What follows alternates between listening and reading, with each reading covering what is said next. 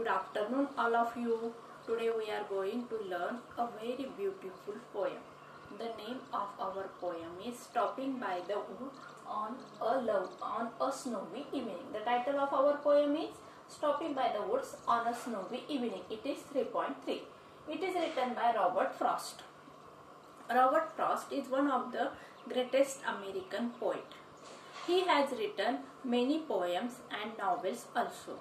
One of the characteristic feature of his poems or writing is he used the common people use language is used by Robert Frost. Means Robert Frost used the common people's language, and he also described the picture of countryside in his poems.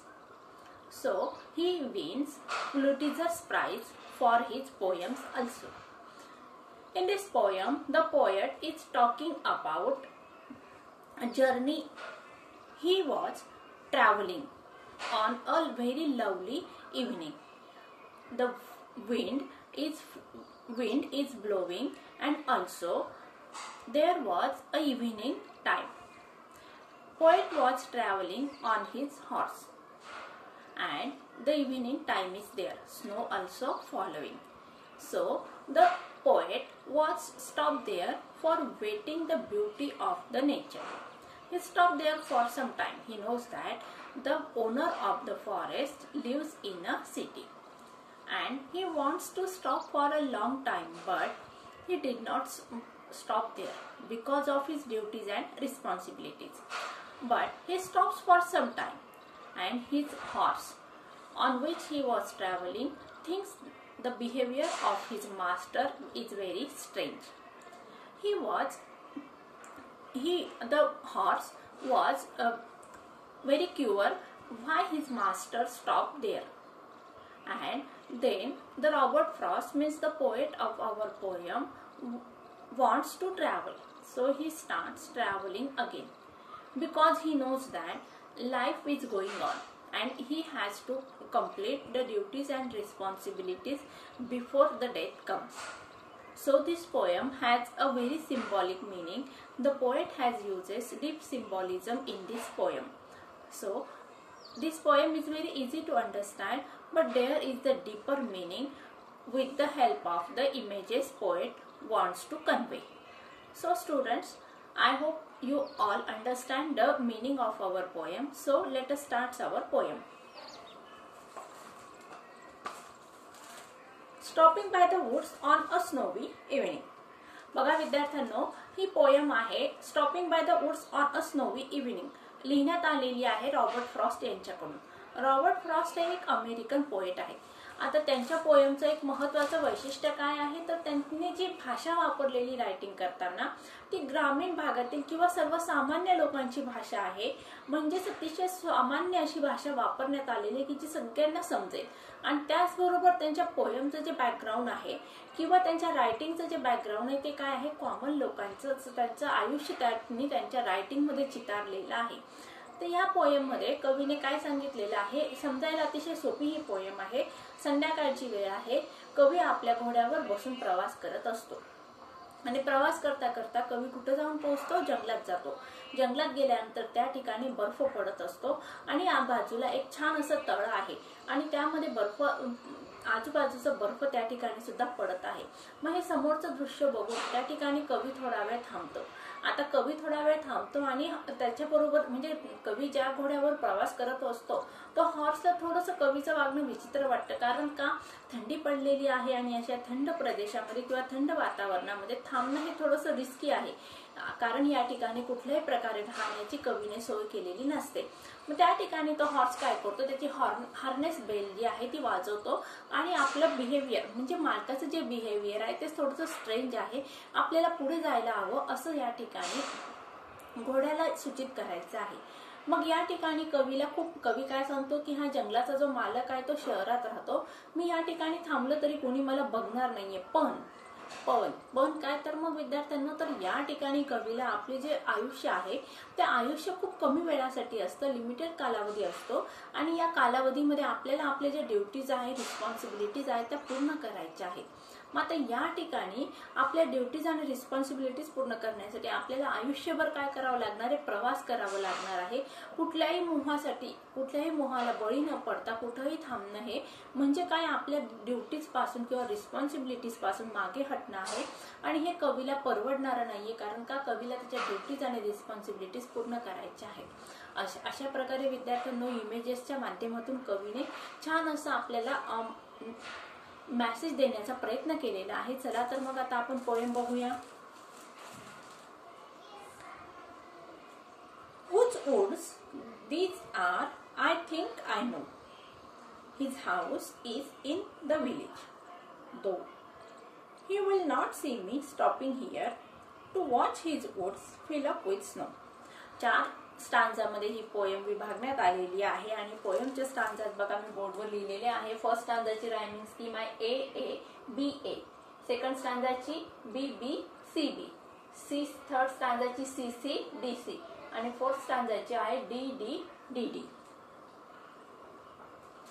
चला बघूया. Whose woods these are, I think I know. कवीने प्रश्न विचारलेला आहे. Whose woods these are, कोणाचा woods म्हणजे काय या ठिकाणी स्मॉल फॉरेस्ट. हे जंगल कोणाचं आहे. I think these are, I think I know. आणि मला असं वाटतं मला याचं उत्तर माहिती आहे. आता या ठिकाणी बघा विद्यार्थ्यांना मी तुम्हाला या ठिकाणी फिगर ऑफ स्पीच पण समजावून सांगणार आहे. Whose woods these are, I think I know. कवीने विचारलंय कोणाचं हे जंगल आहे, मला असं वाटतं मला माहिती आहे. मग या ठिकाणी इन्व्हर्जन हा फिगर ऑफ स्पीच वापरण्यात आलेला आहे. कारण का बघा या ठिकाणी जे प्रॉपर SVO स्ट्रक्चर असतं ते स्ट्रक्चर फॉलो करण्यात आलेलं नाही आहे. म्हणून कुठला फिगर ऑफ स्पीच आहे तर मग इन्व्हर्जन हा फिगर ऑफ स्पीच आहे. His house is in the village, though. प्रश्न विचारला कवीने whose woods these are आणि उत्तर पण स्वतः दिलेलं आहे. I think I know, मला असं वाटतं मला माहिती आहे. मग कुठं आहे, कुठं राहतो तो मालक. His house is in the village, though. मग त्याचं घर कुठं आहे, शहरात आहे, गावात आहे. विलेज म्हणजे कुठं गावात आहे. मग आता पोएट कुठं आहे तर मग फॉरेस्ट मध्ये आहे. Though he will not see me stopping here. मग आता जंगलाचा मालक कोण आहे, गावामध्ये राहणारी व्यक्ती आहे. आणि या जंगलामध्ये जरी कवी थांबला तरी तो कवीला बघू शकणार नाही. कारण का त्या ठिकाणी मालक सध्या राहत आहे का, निवास करत आहे का, नाही. He will not see me stopping here to watch his woods fill up with snow. He will not see me stopping here. आणि तो मला बघू शकणार नाही. मला म्हणजे कोणाला, कवीला. मग कवीने काय सांगितलंय की जंगलाचा जो मालक आहे तो गावामध्ये राहतो आणि मी जरी या ठिकाणी थांबलो कशासाठी, to see the beauty of surrounding area. मी हे सौंदर्य, निसर्ग सौंदर्य बघण्यासाठी जरी थांबलो तरी त्या ठिकाणी त्या मालकाला पत्ता लागणार नाही. To watch his woods fill up with snow. आणि हे जंगल कशाने भरून गेलेलं आहे, बर्फाने आच्छादलेलं आहे. आणि त्या आच्छादलेलं सुंदर असं जंगल बघण्यासाठी किंवा ते नैसर्गिक सौंदर्य बघण्यासाठी मला या ठिकाणी थांबायचं आहे. मी जरी थांबलो तरी मला या ठिकाणी थांबलेलं कोणीही बघू शकणार नाही. कारण का जंगलाचा मालक कुठं राहत आहे, गावामध्ये राहत आहे. अशा प्रकारे बघा विद्यार्थ्यांनो कवीने काय सांगितलेलं आहे की कवी या ठिकाणी जंगलातून प्रवास करत आहे. जंगलातून प्रवास करत असताना संध्याकाळ झालेली आहे आणि त्याच वेळी काय झालेलं आहे, बर्फ पडायला लागलेला आहे. आणि हा बर्फ पडत असताना कवीला त्या ठिकाणी थांबायची इच्छा आहे. मग कवीला प्रश्न पडतो की मी जर थांबलं तर या ठिकाणी मला या जंगलाचा मालक हटकेल. पण मग कवी म्हणतो मला माहिती म्हणे हा जंगलाचा मालक कोण आहे. या जंगलाचा मालक जो आहे तो गावामध्ये राहतो. त्यामुळे मी या ठिकाणी जरी थांबलो तरी मला कोणीही अटकणार नाही. बघा आता इंग्लिश मध्ये सांगते मी. In the first stanza the poet is travelling in the forest. While traveling there was snow falling and the beauty of the nature is very attractive. So the poets wish to stop there, but he thinks that if he stop there the owner of the forest will ask him. So poet tells us that I know the owner of this forest lives in the village, so there is nobody to stop him to stay there for some time. Next stanza. My little horse was think it cure to stop without a farmhouse near, between the woods and frozen lake, the darkest evening of the year. बघा second stanza मध्ये काय सांगितलंय बघूया आपण. My little horse must think it queer. आता बघा या ठिकाणी जे चित्र दिलेलं आहे त्या चित्रामध्ये कवी कुठं बसलेला, घोड्यावर बसलेला आहे आणि आजूबाजूला जंगल दाखवलेलं आहे. मग माय लिटिल हॉर्स म्हणजे काय, माझा घोडा का नाही, माझा म्हणजे कवीचा. My little horse must think it queer. आता कवी काय सांगतोय आपल्याला पुढच्या स्टांजामध्ये की मी या ठिकाणी थांबलोय. पहिल्या स्टांजामध्ये काय सांगितलं कवीने की मी जंगलामधून प्रवास करत असताना संध्याकाळी मी प्रवास करत आहे, बर्फ पडत आहे, ते नैसर्गिक सौंदर्य बघून मला खूप छान वाटलं आणि मी त्या ठिकाणी थांबण्याचा विचार करत आहे. मग कवीला परत प्रश्न पडतो, अरे बापरे आपण इथं थांबलो, आपल्याला कोणी हटकलं किंवा मालकाने जर रागवलं तर. मग परत तोच कवी आपल्याला काय सांगत आहे की या ठिकाणी मालक जंगलाचा राहतच नाही. मग अशा प्रकारे चालत असताना पुढे काय झालेलं आहे, my little horse must think it queer. मग कवी त्या ठिकाणी थोडा वेळ थांबला. आता बर्फ पडत आहे, थंडी वाजत आहे, संध्याकाळची वेळ आहे आणि या सगळ्या ठिकाणी अशा या सुंदर वातावरणामध्ये कवीने थोडा वेळ थांबलेला आहे. आणि कवीचं हे जे वागणं आहे, कुठलं वागणं, थोडा वेळासाठी थांबणं. My little horse must think it queer. क्युअरचा अर्थ दिलाय बघा या ठिकाणी स्ट्रेंज. मग आता हे जे कवीचं वागणं आहे, थोडा वेळासाठी थांबणं, हे कवीच्या घोड्याला काय वाटत आहे, विचित्र वाटत आहे. बघा या ठिकाणी कुठला फिगर ऑफ स्पीच आहे, मग personification. My little horse must think it queer. आता या ठिकाणी इनएनिमेट ऑब्जेक्ट कुठला आहे, horse, has been given the human quality to think. मला लक्षात कुठला फिगर ऑफ स्पीच आहे, मग personification. Inanimate object has given the human quality. To stop without a farm house near. मग आता या ठिकाणी कवीचं जे वागणं आहे त्या ठिकाणी थांबणं, कवीचं ज्याच्या मदतीने कवी प्रवास करत आहे त्या घोड्याला थोडंसं विचित्र वाटलं. कुठल्या कारणामुळे, कारण का, to stop without a farm house near. त्या ठिकाणी मुक्कामासाठी कुठल्याही प्रकारे आडोसा नाही आहे किंवा राहण्यासाठी घर नाही आहे आणि अशा थंडीमध्ये या जंगलामध्ये थांबणं हे कसं आहे, धोकादायक आहे. म्हणून हे कवीचं जे वागणं आहे ते कवीच्या घोड्याला थोडंसं विचित्र वाटलेलं आहे. Between the woods and frozen lake. आता या ठिकाणी कवीला कुठं थांबायचं आहे, मग बिटवीन म्हणजे च्यामध्ये, कशाच्या मध्ये बघा, वुड्स अँड फ्रोझन लेक, जंगलामध्ये. आणि तलाव पण कसा आहे, मग बर्फाने गोठलेला आहे. म्हणजे या ठिकाणी कवी जंगलातून प्रवास करत आहे आणि बाजूलाच काय, एक छानसा असा पाण्याचा तलाव आहे. संध्याकाळची वेळ झालेली आहे, बर्फ पडत आहे आणि त्या पडणाऱ्या बर्फामुळे काय झालेलं आहे, पाण्याचा बर्फ झालेला आहे. म्हणजे तुम्ही कल्पना करू शकता बघा विद्यार्थ्यांनो, किती प्रचंड प्रमाणात थंडी त्या ठिकाणी असणार आहे. मग या थंड वातावरणामध्ये आपला निभाव कसा लागेल असा प्रश्न कवीच्या घोड्याला पडलेला आहे. आणि म्हणून कवी काय सांगत आहे की माझ्या घोड्याला माझं वागणं थोडंसं विचित्र वाटलं. कारण का, की या ठिकाणी निवाऱ्यासाठी कुठलीही जागा नाही आहे आणि अशा थंड अशा वातावरणामध्ये आपण कसं राहायचं असा प्रश्न माझ्या घोड्याला पडलेला आहे. My little horse must think it queer to stop without a farm house near. Between the woods and a frozen lake, the darkest evening of the year. पुन्हा कवीने काय सांगितलंय बघा, इव्हिनिंग कशी आहे, डार्केस्ट आहे. ऑफ द इयर, आणि वर्षातील सगळ्यात अशी डार्क अशी ही इव्हिनिंग आहे, अंधकारमय अशी ही संध्याकाळ आहे. मग या ठिकाणी तुम्हाला प्रश्न विचारला जाऊ शकतो, time of the poem.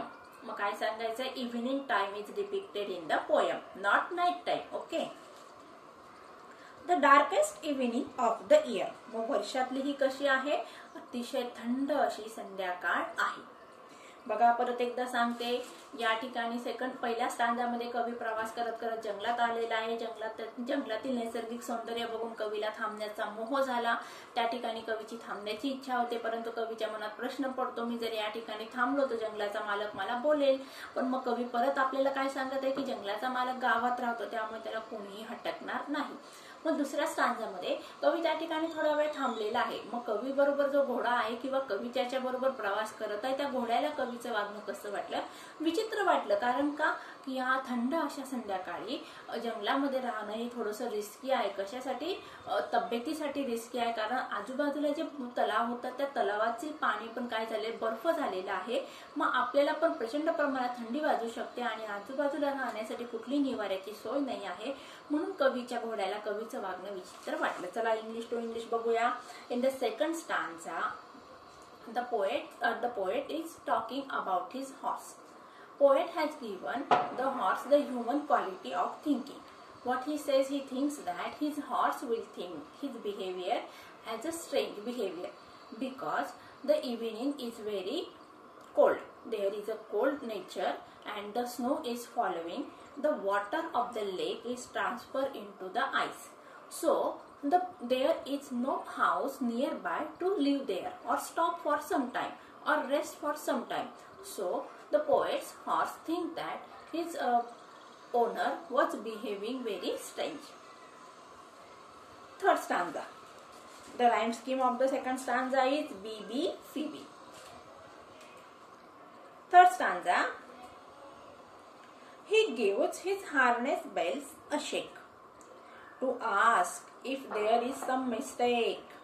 The only other sounds the sweep of easy wind and a downy flake.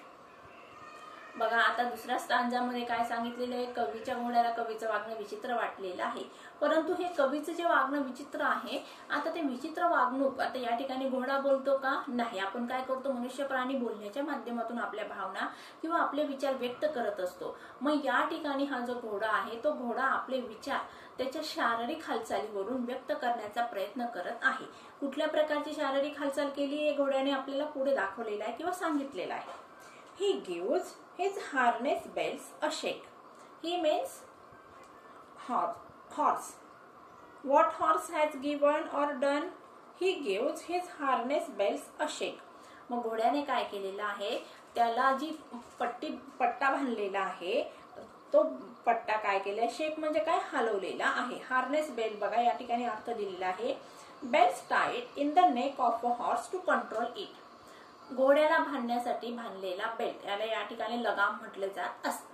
आल्या लक्षात, मराठीत काय म्हटलं जात असतं, लगाम. मग हा लगाम घोड्याकडून हलवला गेलेला आहे, आवाज झालेला आहे. आता हा आवाज काय इंडिकेट करत आहे की या ठिकाणी आपल्याला पुढे जायचं आहे, की चला पुढे चला, हा सांगायचा आहे. हा मेसेज घोड्याला कवीला सांगायचा आहे.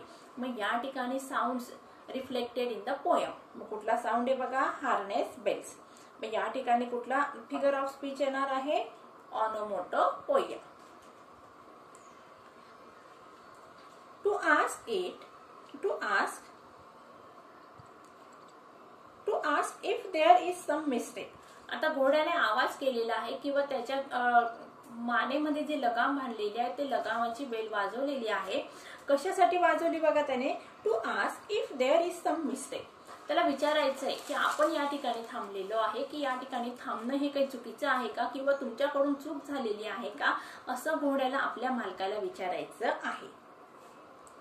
The only other sounds is the sweep of easy wind and downy flake. मग या ठिकाणी बघा या स्टांजामध्ये आपल्याला 3 साऊंड सांगितलेले आहे. पहिला साऊंड कशाचा आहे तर हार्नेस बेल्सचा आहे. आता सेकंड आणि थर्ड साऊंड आहे. सेकंड साऊंड आहे विंडचा आहे आणि थर्ड साऊंड आहे आता डाउनी फ्लेक. म्हणजे काय, या ठिकाणी अर्थ दिलाय बघा, soft feather like snowy flakes following. म्हणजे जो बर्फ पडत आहे तर पडणाऱ्या बर्फाचा आवाज.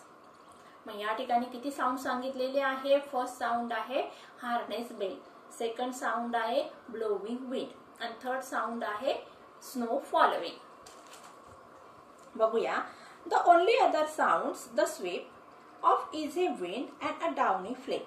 म्हणजेच या ठिकाणी कवीला काय सांगायचंय, आजूबाजूला इतकी शांतता आहे आणि त्या शांततेमध्ये त्या घोड्याने त्याची जो लगाम आहे तो लगामची बेल वाजलेली आहे आणि तो आवाज झालेला आहे. त्याचबरोबर वाहणारे जे वारे आहेत, थंडगार वारे, त्या थंडगार वाऱ्यांचा आवाज आणि पडणाऱ्या हिमनगाचा आवाज, हे तिघ आवाज त्या थंड वातावरणामध्ये आवाज करत आहेत किंवा या तिघ साऊंड त्या ठिकाणी रिफ्लेक्ट होत आहे, या ठिकाणी कवीला सांगायचं आहे. म्हणजेच त्या ठिकाणी आजूबाजूचा निसर्ग कसा आहे, खूप शांत आहे आणि त्या शांततापूर्ण अशा वातावरणामध्ये हे 3 जे आवाज आहेत ते रिफ्लेक्ट होत आहे, हे या ठिकाणी कवीला इंडिकेट करायचं आहे.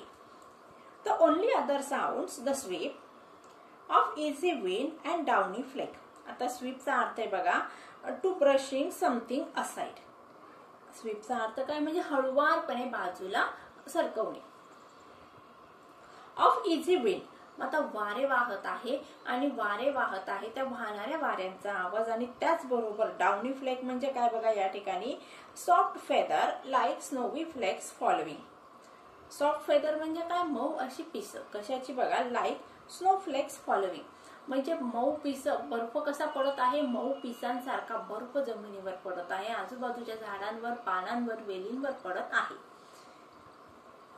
बघा तिसरा स्टांजाचा मीनिंग परत एकदा सांगते मी. तिसऱ्या स्टांजामध्ये कवीने आजूबाजूच्या निसर्गाचं वर्णन केलेलं आहे. दुसऱ्या स्टांजामध्ये आपल्याला सांगितलेले संध्याकाळची वेळ आहे आणि आजूबाजूचे जे तलाव आहे त्या तलावाचं पाण्याचं काय झालेले बर्फ झालेलं आहे.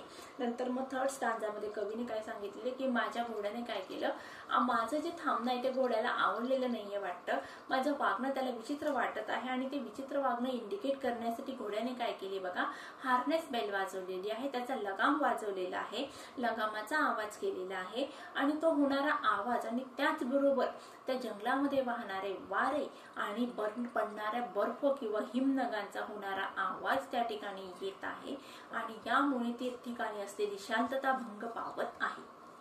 In the third stanza, there is the description of the nature. In the third stanza, the beauty of the nature is depicted very beautifully. There is the snow following and wind is blowing. The following of the snow and blowing of the wind creates the sound, as well as the bell of the horse which was put in his neck was creating a sound. And these three sounds breaks the silence of the nature. अशा प्रकारे विद्यार्थ्यांनो बघा आज आपण काय केलेलं आहे, stopping by the woods on a snowy evening या पोएम मधील पहिले 3 स्टांजा शिकलेलो आहोत. आता येणाऱ्या नेक्स्ट लेक्चर मध्ये आपल्याला फोर्थ स्टांजा आणि इंग्लिश वर्कशॉप कंप्लीट करायचा आहे.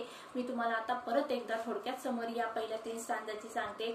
पहिल्या स्टांजामध्ये कवी काय करत आहे, जंगलातून प्रवास करत आहे आणि त्या ठिकाणी कवीला खूप थांबण्याची इच्छा झालेली आहे जंगलामध्ये. मग कवीला प्रश्न पडतो आपण जर या ठिकाणी थांबलो तर आपल्याला कोणी हटकणार का. मग कवीला लगेच प्रश्न पडतो अरे हा जो जंगलाचा मालक आहे तो गावात राहतो, मग या ठिकाणी आपल्याला कोणीही बोलणार नाही. म्हणजेच निसर्गाचं सौंदर्य बघण्यासाठी कवीला त्या ठिकाणी थोडा वेळ थांबण्याची इच्छा निर्माण झालेली आहे. मग दुसऱ्या स्टांजामध्ये कवीचा जो घोडा आहे त्या घोड्याला कवीचं वागणं थोडंसं विचित्र वाटलं, कारण का बर्फ पडत आहे, संध्याकाळ झालेली आहे आणि गार वारे वाहत आहे आणि अशा या गार वातावरणामध्ये त्या ठिकाणी कुठल्याही घराशिवाय किंवा आडोशाशिवाय राहणं हे थोडंसं रिस्की आहे आणि त्यामुळे घोड्याला कवीचं वागणं विचित्र वाटत आहे. आणि थर्ड स्टांजामध्ये काय सांगितलेलं आहे, थर्ड स्टांजामध्ये फक्त आणि फक्त 3 आवाज आहेत. हार्नेस बेलचा साऊंड आहे, त्याचबरोबर वाहणारे वारे आणि पडणारा बर्फ. या 3 आवाजांमुळे त्या ठिकाणी निसर्गाची शांतता भंग पावलेली आहे. आता चौथ्या स्टांजामध्ये काय सांगितलेलं आहे आपल्याला हे नेक्स्ट लेक्चर मध्ये बघायचं आहे. So friends, take care and good bye.